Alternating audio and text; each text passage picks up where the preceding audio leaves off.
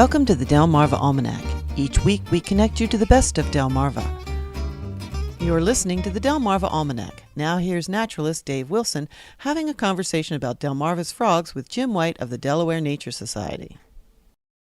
When people think of frogs, they normally think of spring and summer, but a lot of folks don't realize that there are a number of species here on Delmarva that begin breeding while overnight temperatures are still well below freezing. We're going to talk about some of those species today. In the studio, we have Jim White from the Delaware Nature Society and co-author with his wife Amy of the Amphibian and Reptiles of Delmarva. Jim is a native Delawarean and has worked for the Delaware Nature Society for 33 years, where he is currently serving as the Senior Fellow for Land and Biodiversity Management. He teaches herpetology at the University of Delaware. Jim, welcome. Thanks, Dave. Great to be here. Hey, I wanted to start out by just getting into some of these frog species a little bit. You know, some people don't realize that some species of frogs may breed all winter long, even though they may more typically start in January or February. Can you tell us about some of these species, where they might be breeding, and how they can cope with the cold? Yeah, sure. Yeah, there's several species that breed in late winter. Some of you may have heard of the New Jersey chorus frog, spring peeper, the Atlantic coast leopard frog, but probably the most interesting is the wood frog.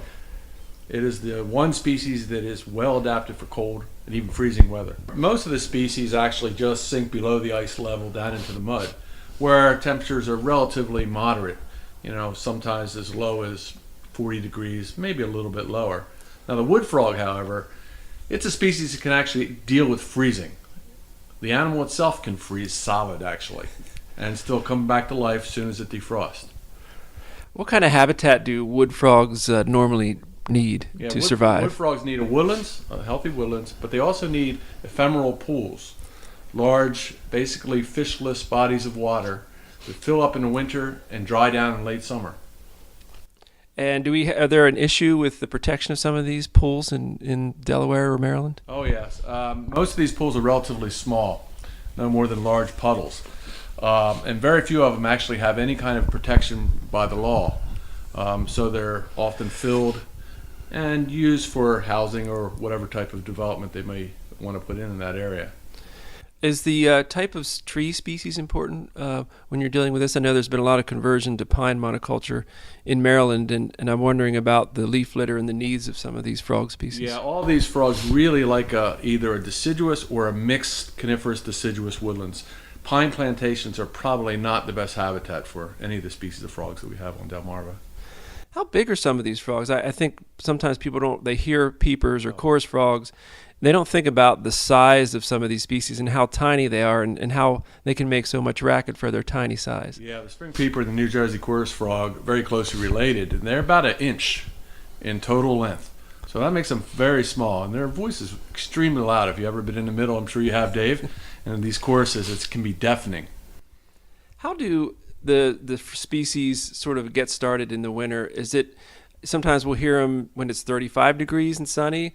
Is there any kind of trigger that you're aware of that makes these frogs decide, okay, hey, we're going to start breeding now? And is there a progression of certain frogs that start? For example, do coarse frogs start first, and then peepers, and then southern leopard frogs, etc.? Yeah, here in Delmarva, we often have warm periods, even during the dead of winter. Temperatures can rise during the day up into the high 50s, even the 60s. So as soon as these temperatures rise, they're often accompanied by rain. And on the rainy nights, rainy warm nights, that's when these frogs come out. The frost frogs I usually hear are the New Jersey chorus frog and the spring peeper. But very closely after, especially after a hard rain, we'll get the wood frogs. Can you talk about maybe the status of some of these species? Yeah, well, the wood frog in particular seems to be suffering from a pretty strong decline lately. And it's twofold reasoning. One is habitat loss, and the other is actually a virus they're getting called a ranavirus. And it seems to be fairly common here in Delmarva. We're not really sure what it's going to do to the wood frog populations. Does this ranavirus affect any other frogs?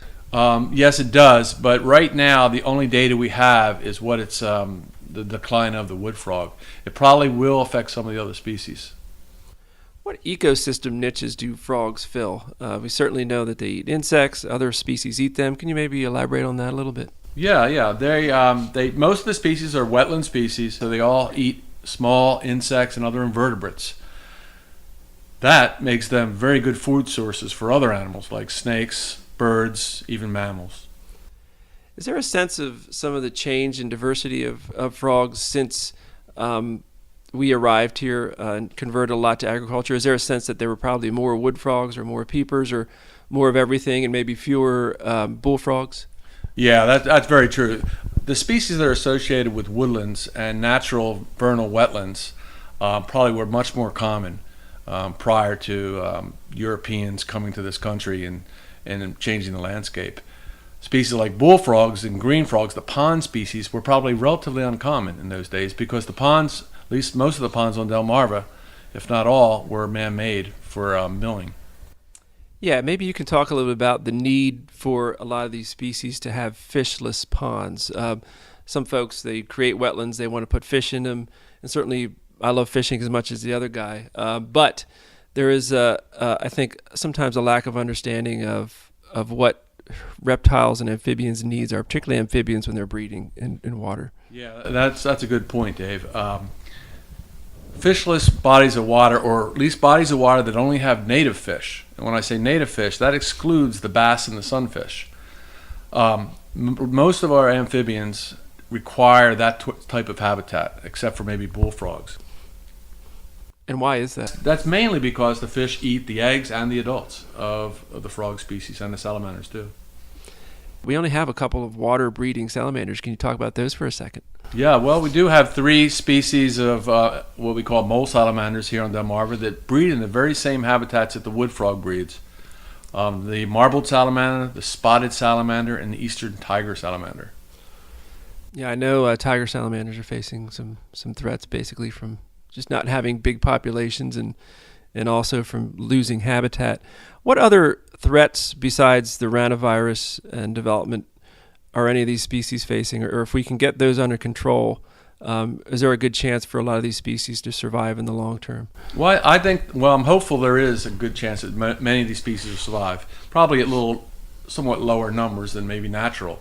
However, with good protection of wild areas, good wetland protection, and creation, we may have these species for many years to come. We've been talking to Jim White today from the Delaware Nature Society. To learn more about native wildlife of the peninsula, go to delnature.org or visit us online at delmarvaalmanac.com/nature. Well, that's all for this edition of the Delmarva Almanac. Be sure to follow us on Facebook or Twitter, and next week join us to learn more about our local culture and get connected to our natural wonders. If you'd like to become an underwriter for this program, visit delmarvaalmanac.com/support. We'd like to thank our community partners, the Friends of Delmarva Public Radio, the Community Foundation of the Eastern Shore, and underwriters eatdrinkbuyart.com for their help in bringing this program to you, our audience. Our theme music was provided by Brightside Studio. This show has been a Moonshell production. Thanks for listening. Until we meet again, may the rhythms and tides of Delmarva bring you good fortune.